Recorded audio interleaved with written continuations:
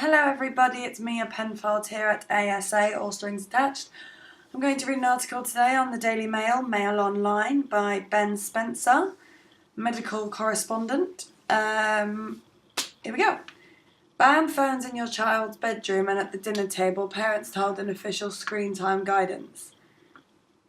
Parents should ban mobile phones from the dinner table in their children's bedroom, the first official guidance on social media screen time says today. Dame Sally Davis, the Chief Medical Officer for England, warns that doctors are increasingly worried that the time that children spend online is detrimental to their physical and mental health.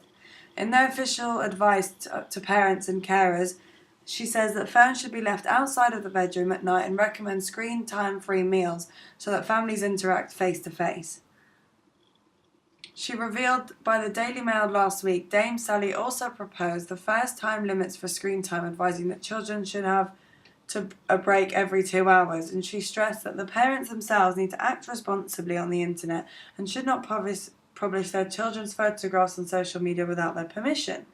Dame Sally also takes aim at the web giants, demanding that they fulfill a duty care towards children need to stop making social media platforms deliberately addictive to young users. The intervention will increase the pressure on the Ministers' Act.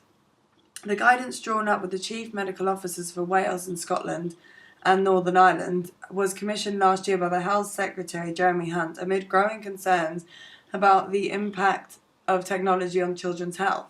When Matt Hancock succeeded him, he asked Dame Sally to fast-track her findings to come up with guidance that should become a norm in society.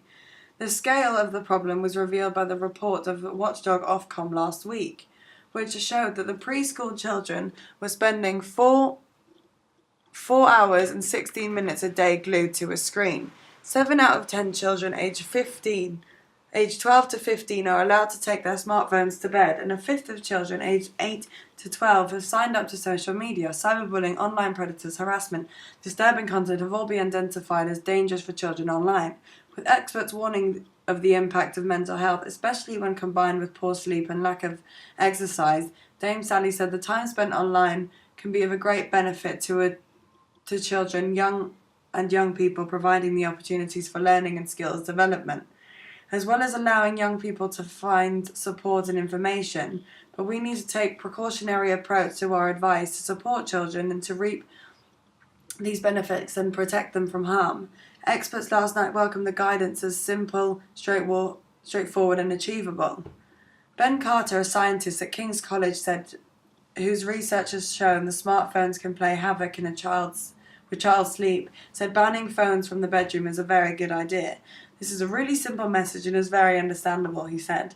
Dame Sally's report also calls on the tech giants to crack down on vile content on their platforms so that they do not normalise self-harming and bullying.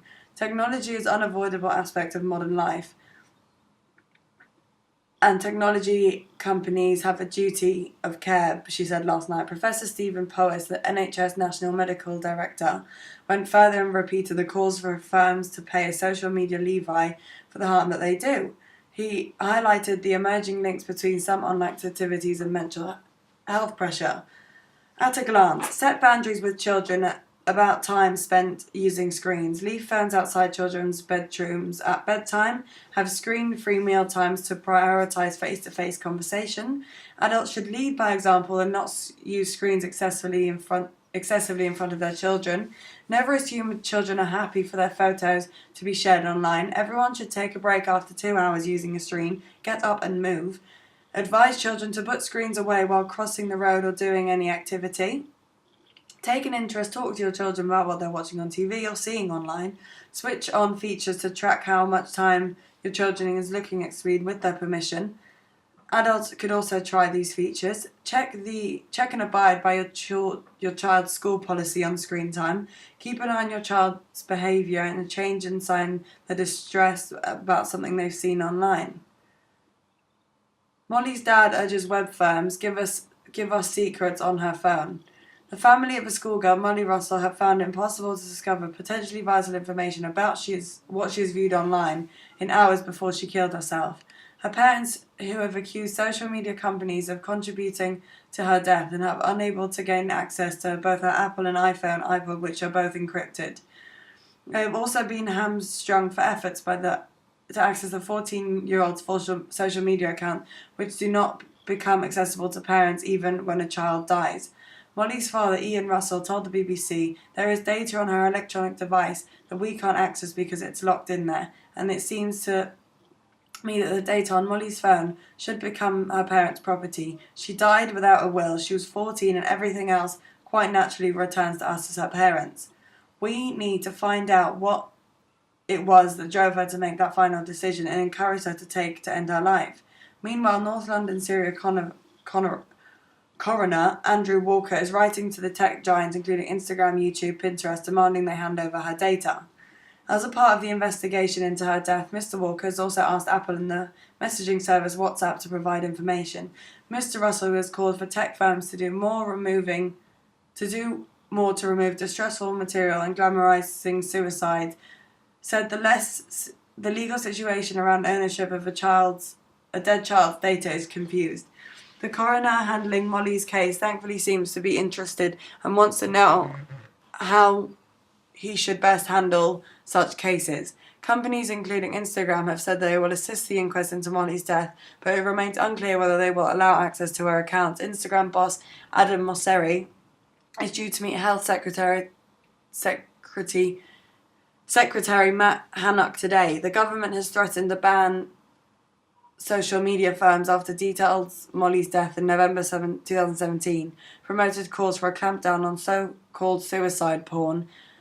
And the development comes as police said that they're swamped by online child abuse referrals, which have more than doubled in a year. Scotland Yard reveals that yesterday the number of reports about child pornography on online grooming have rocketed by 139%.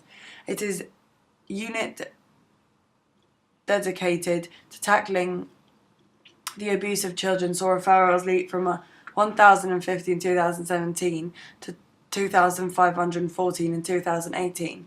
Officers received 317 tips about possible offences in London in January this year alone.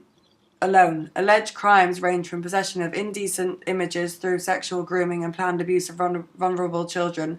The proportion of cases reported by tech giants also increased 179 last year, an 80% rise in 2017. Most of these reports are made through National Center for Missing and Exploited Children, an American non-profit organization that protects children, and U.S. federal law requires tech firms to report child abuse. Detective Inspector Tony Oakes from the Met Online's Child Sexual Abuse Exploitation Team said, "Over the past few years we have worked closer than ever with other forces, partner agencies, the government and social media companies to catch those responsible for perpetrating child abuse online and bringing them to justice. We are continuing work more cohesively, especially with tech firms all around the world, to make sure that indecent images of children are being removed, that we can track down the criminals who are committing these offences." He warned parents and teachers to be vigilant about their children sending indecent images of themselves to strangers online.